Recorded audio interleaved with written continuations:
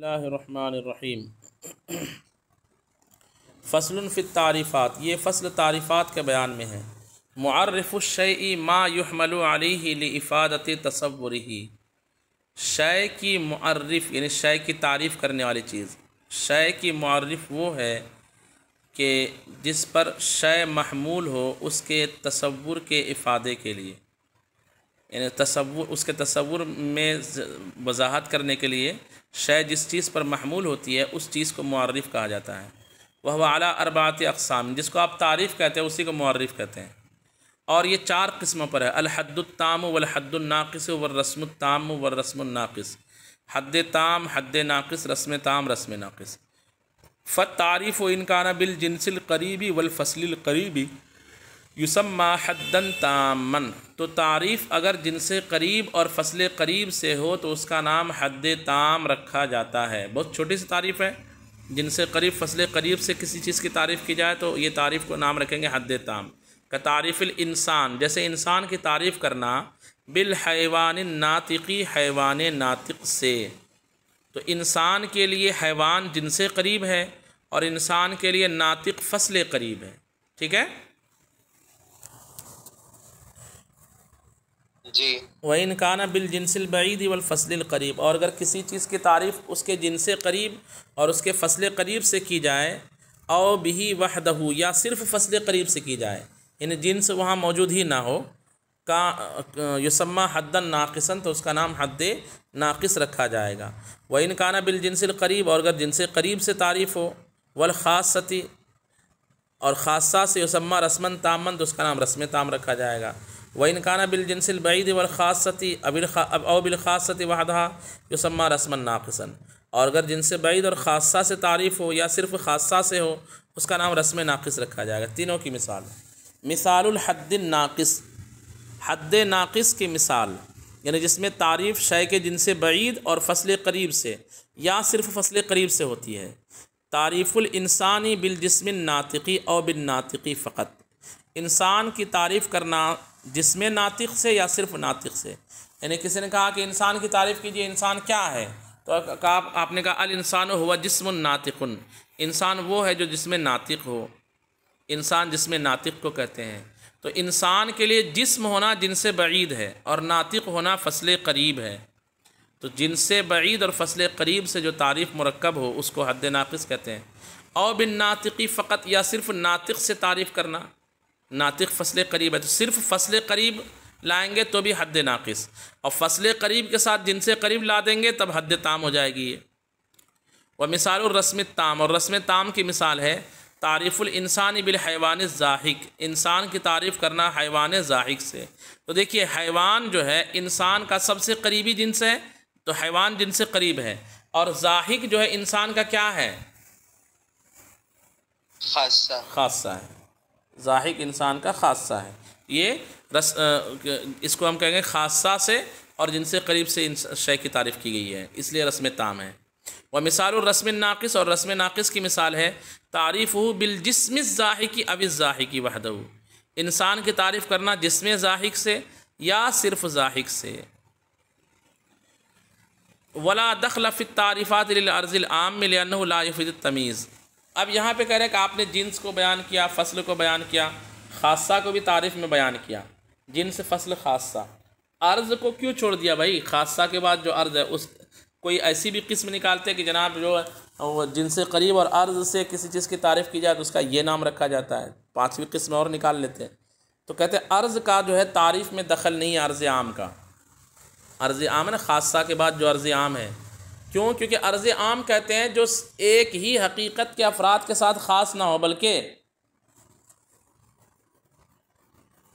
بولو بھائی، معاشی ہونا، چلنے والا ہونا، یہ انسان کے ساتھ خاص ہے کہ انسان کے علاوہ اور دوسرے جانوروں میں بھی یہ بات پائی جاتی ہے؟ دوسروں کے ساتھ تو اس کو عرض عام کہیں گے، اس کو عرض عام کہیں گے نا جی۔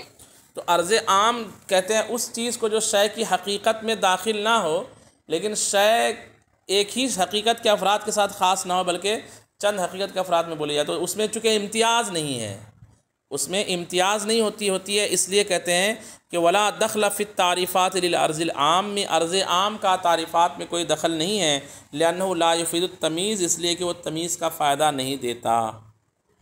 اس کے بعد کہتے ہیں فصل التعریف، یہ اس عبارت میں اس فصل میں یہ بیان کریں گے کہ ایک تعریف ہوتی ہے تعریف حقیقی، جو ابھی آپ کو اس کی 4 قسمیں بیان کی گئی۔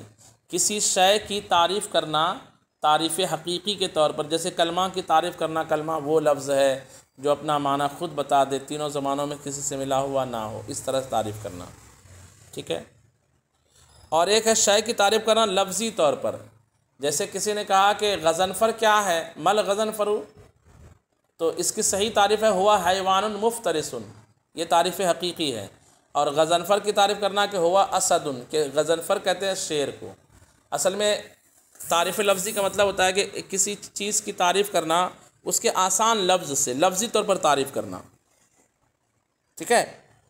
التعریف قد یکون حقیقیاً، تعریف کبھی حقیقی ہوتے، کما ذکرنا، جیسے کہ ہم نے 4 تعریفیں بیان کی۔ وقد یکون لفظی، اور کبھی صرف لفظی تعریف ہوتی ہے، یعنی شے کی حقیقت بیان نہیں کی جاتی ہے، بلکہ ایک ایسے لفظ کی جس کا معنی لوگوں کو پتہ نہیں ہے، آسان لفظ سے تعریف کر دی جاتی ہے۔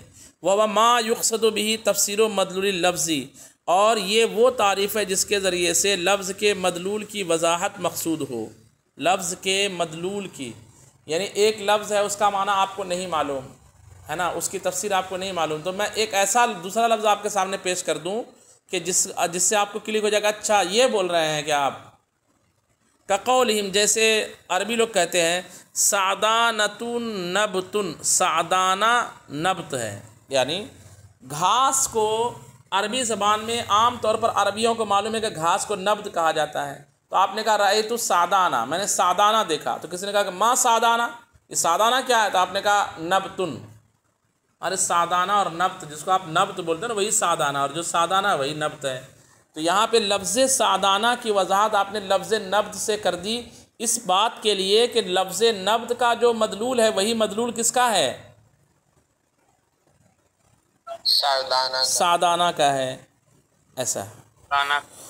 والغضنفر الاسد، اور یہ بھی کہتے ہیں الغضنفر الاسد، غضنفر کا معنی شیر ہوتا ہے، یہ سب کو معلوم نہیں ہے۔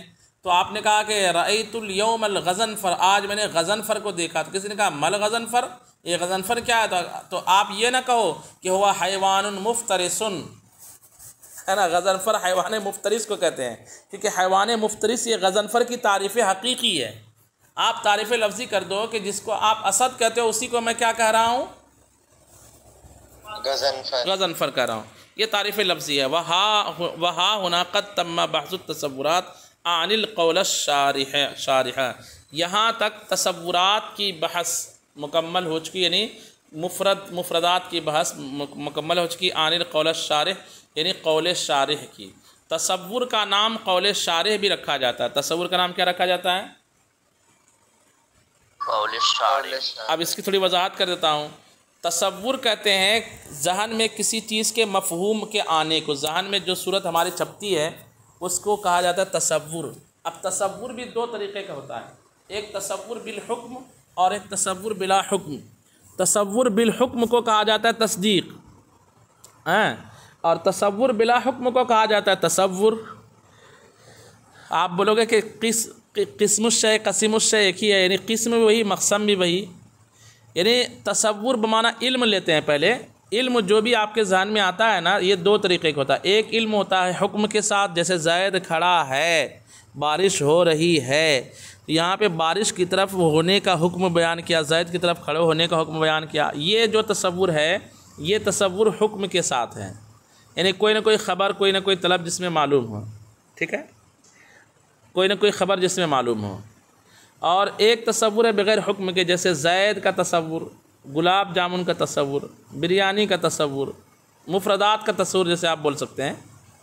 تو اگر تصور بغیر حکم کے ہو تو اس کا نام کہیں گے تصور، اور اگر تصور حکم کے ساتھ ہو تو اس کا نام رکھیں گے تصدیق۔ اس کا نام کیا رکھ دیتے ہیں؟ تصدیق۔ تو یہ جو ابھی تک جو ہم نے کلی جو پڑھی نا، یہ سارے کلیات جو ہے نا یہ تصور بلا حکم کی قسمیں ہیں، یعنی جنس کلی ہے، فصل جو کلی ہے، نوع خاصہ، عرض عام۔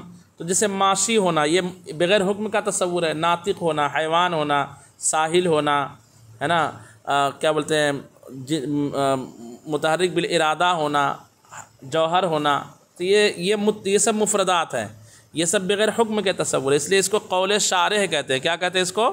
قول شارح۔ تصور کا دوسرا نام ہے قول شارح، یاد رکھ لیجئے، تصور کا دوسرا نام ہے قول شارح، اور تصور کے مقابل جو اس کے قسیم ہے وہ ہے تصدیق۔ تصدیق کس کو کہتے ہیں؟ تصدیق کہتے ہیں جس میں کسی چیز کا تصور حکم کے ساتھ ہو، جیسے صرف زید کا تصور یہ تصور ہے، اور زید کھڑا ہے، زید عالم ہے، اس تصور کو کیا کہیں گے؟ تصدیق کہیں گے، جی تصدیق کہیں گے۔ تو اب تصدیق کا بیان یہاں سے شروع۔ تصدیق کا دوسرا نام حجت ہے۔ تصدیق کا دوسرا نام کیا ہے؟ حجت۔ کہتے ہیں الباب الثانی فی الحجت وما يتعلق بها،